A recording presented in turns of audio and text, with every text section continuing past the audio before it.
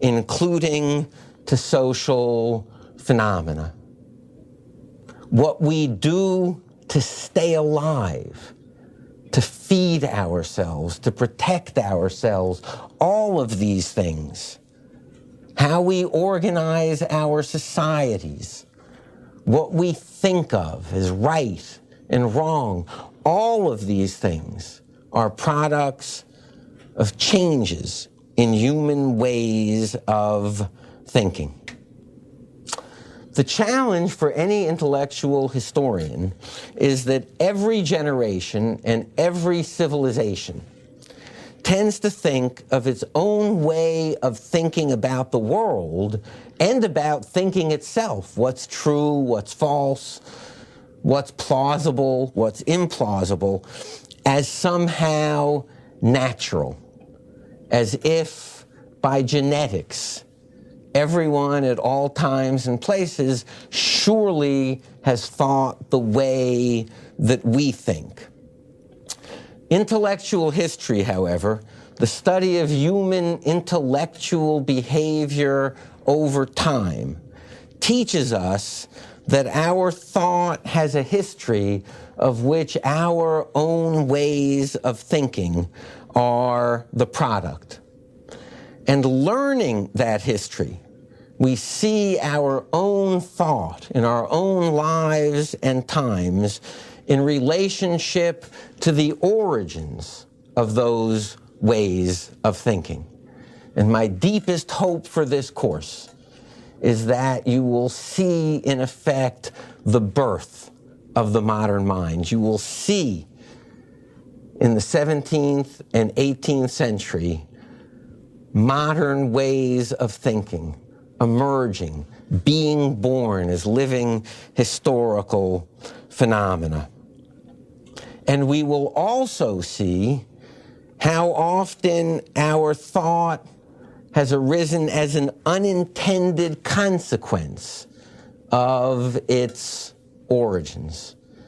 That debates often unique to the 17th and 18th centuries, with meanings unique to the 17th and 18th centuries, gave birth to ways of thinking that then had lives of their own and produced consequences that would have astonished the thinkers associated with those new ways of thinking.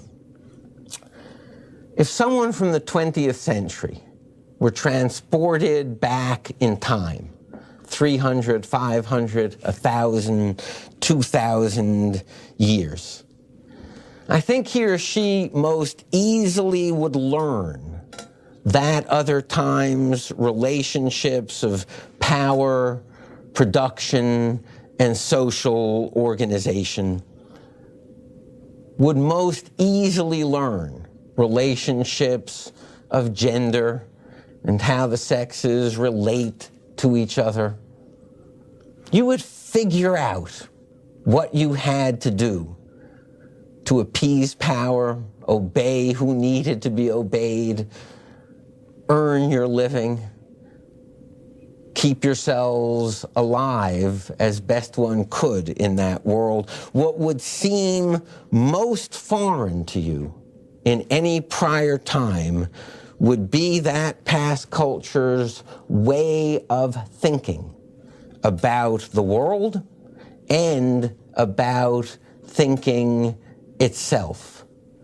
Saying to people, but that's impossible. And having them say, but no, that's the way the world is. Saying, but you can't know that. And having them say, but no, we do know that. That is where you would find yourself most a stranger, because that is where the world has changed the most.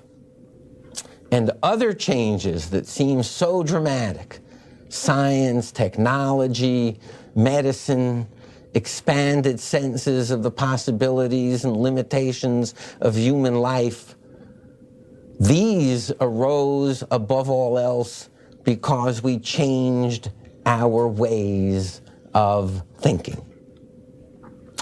Now, let's talk a moment about what intellectual history is and is not.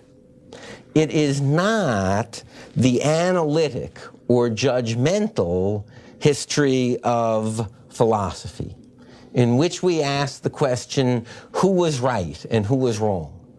Who was wise and who was foolish or fatuous? Who made good arguments and who made bad arguments? There is a place for those questions. And analytic philosophers doing the history of philosophy pose those questions brilliantly and usefully. But intellectual history has as its goal an understanding of the past as the past. It is not our task to summon thinkers of the 17th and 18th century to the bar of 20th century wisdom and say who was right, who was wrong, who was deep, who was shallow. Imagine if one were studying 13th century Tibetan Buddhism, and the question one asked was, does this conform or not conform to what's being taught in Yale philosophy or science departments in 1998? Whatever else you would or wouldn't be doing, what you would not be doing in that case would be exploring Tibetan Buddhism of the 13th century. This can be true in political history as well, to attempt to understand kingship patterns or tribal patterns in Europe in the 5th or 10th or 12th centuries and say, but that's not democratic theory, might well be true, but it wouldn't leave us historically rich, historically informed about the nature of human life on this planet before we came along. So the philosophical history of philosophy rightly asks about the truth value or power of prior ways of thought. But intellectual history explores the past in the spirit of the cultural anthropologist, not to judge of its merits or its demerits, but to understand it as much as is possible on its own historical terms. To attempt to understand something about the most mysterious other in the world, human beings, same flesh and blood and genetic components as we, who lived before us in other times, other places, and behaved differently. In this case, behaved so differently with their minds. And to attempt to understand, moving out of ourselves and into their world, to know them. For that's what history is, to know them, to understand their ways of thinking and the changes to which they gave birth. So we shall not ask in this course who was wise or foolish. To say the least, you can make those judgments without me. The world according to Coors is not a course that you would be attentive to. The intellectual history of the 17th and 18th centuries is taught by someone who has spent his life studying their education, studying their debates, indeed opening their mail and their correspondence in general to understand their ways of thinking. That allows us to enter into the world of another time. So my point of view always will be historical in this course. How were people educated? What debates did they engage in? What changed in their ways of thinking? What were the consequences of those changes.